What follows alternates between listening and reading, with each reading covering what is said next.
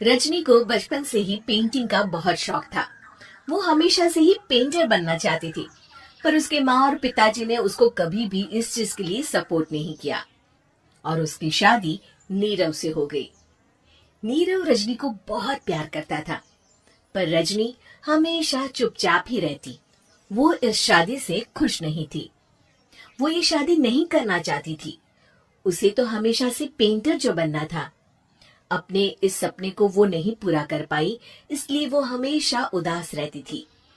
रजनी, बहुत ही बढ़िया फिल्म लगी है, कल देखने चले? नहीं जी, कल मुझे बहुत काम है, मैं नहीं जा पाऊंगी। अच्छा तो कोई बात नहीं, संडे को चलते हैं। देखिए, मुझे फिल्म देखना पसंद नहीं है। आपको जाना है तो चले जाइए। नीरव को मना करके रजनी वहाँ से चली जाती है और अपने बैग को खोलकर उसमें बंद पड़े ब्रश और कलर्स को देखकर रोने लगती है। रजनी, चलो ना कहीं बाहर खाने चलते हैं, कुछ तुम्हारी पसंद का। जी, मुझे नहीं जाना, मेरी तबीयत ठीक नहीं है। रजनी वहाँ से चली जाती है। नीरव को समझ नहीं आता कि रजनी उससे इतना दूर क्यों रहती है। वो जब भी उसके साथ वक्त बिताना चाहता है, रजनी कोई ना कोई बहाना बना देती है। एक दिन घर पर कोई नहीं था। रजनी घर का सारा काम जल्दी से खत्म कर लेती है। घर पर अकेले होने के कारण वो सोचती है कि वो आज पेंटिंग करेगी। वो अपने कमरे में जाकर पेंट ब्रशेस और कलर्स निकालकर जैसे ही कलर मिक्स कर रही होती है कि दरवाजे पर बेल बज जाती है। अब कौन आ गया इस वक्त? इतनी मुश्किल से तो मुझे पेंट करने का मौका मिला है। रजनी दरवाजा खोलती है तो उसकी सास अपनी सहेलियों के साथ खड़ी होती है और सब घर के अंदर आ जाते हैं। अरे बहू, सबको शरबत बनाकर पिला दे, बाहर तो बड़ी गर्मी है। उफ। जी। रजनी पेंट ना कर पाने से उदास हो जाती है। उसे गुस्सा भी आ रहा होता है कि उसने इस शादी के लिए हाँ क्यों कह दी। वो रसोई में जा रही होती है कि उसकी सास उसे रोकती है। बहू, सबके खाने का भी इंतजाम कर लेना, आज का लंच तो ये सब यही करेगी। हाँ। रजनी बिना कुछ कहे रसोई में चली जाती है। सबके लिए खाना बनाती है। सब खाना खाते हैं और रजनी घड़ी देखती है कि ये सब कब जाएंगे ताकि वो अपनी पेंटिंग कर सके। जब शाम होती है तब सब चले जाते हैं अपने घर। अरे बहू, सब तेरे खाने की तो बहुत तारीफ कर रहे थे, सबको बहुत अच्छा लगा खाना। आपको मुझे सुबह बताना चाहिए था ना कि आपकी सहेलियां आ रही हैं।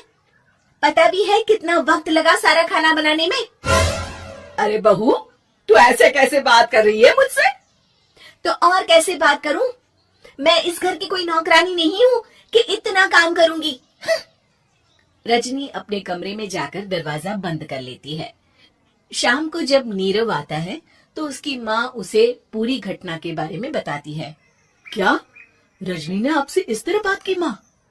हाँ, और पता नहीं उसे क्या हो गया है, शाम से बाहर भी नहीं आई है। मैंने तो कई बार आवाज दी, खाना भी नहीं खाया उसने। तू ही बात करके देख ले बेटा। नीरव अपने कमरे का दरवाजा खटखटाता है।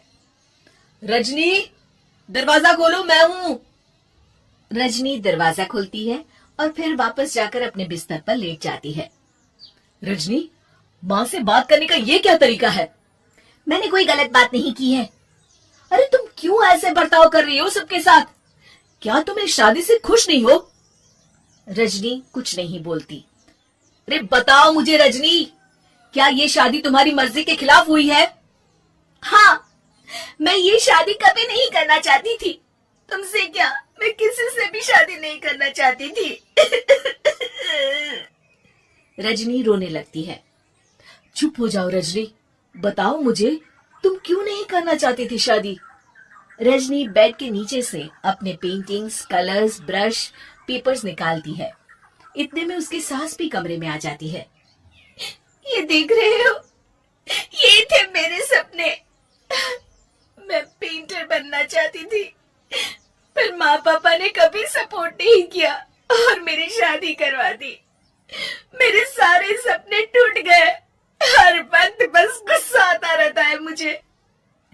मैं जानती हूँ कि आप लोगों की इसमें कोई गलती नहीं है, पर मैं क्या करूँ, मुझे समझ में नहीं आता।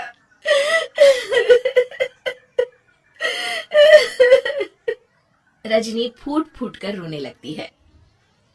मुझे माफ कर दीजिए, आप दोनों के साथ मैं बहुत बुरा बर्ताव कर रही हूँ। अरे रजनी बेटा, चुप हो जाओ तुम। नीरव पानी लेकर आता है। ये लो पानी पियो और शांत हो जाओ। रजनी पानी पीती है और उसके सास पेंटिंग्स देख रही होती है। अरे नीरव, हमें तो पता ही नहीं था कि हमारी बहू कलाकार है। अरे कितनी अच्छी पेंटिंग्स बनाई है, देखो तो। ये वाली तो मैं अपने कमरे में ले जाऊंगी। आपको ये पेंटिंग्स अच्छी लगी? अच्छी नहीं, बहुत अच्छी लगी। और तुमने हमें बताया क्यों नहीं? तुम जब चाहे पेंटिंग कर सकती हो रजनी। हम तुम्हारे सपनों को पूरा करने में तुम्हारा पूरा साथ देंगे। हाँ बेटा, हम कला की कद्र करते हैं। हम कलाकार तो नहीं, पर मुझे गर्व है कि मेरी बहू एक कलाकार है। रजनी, नीरव और सास तीनों हंस पड़ते हैं।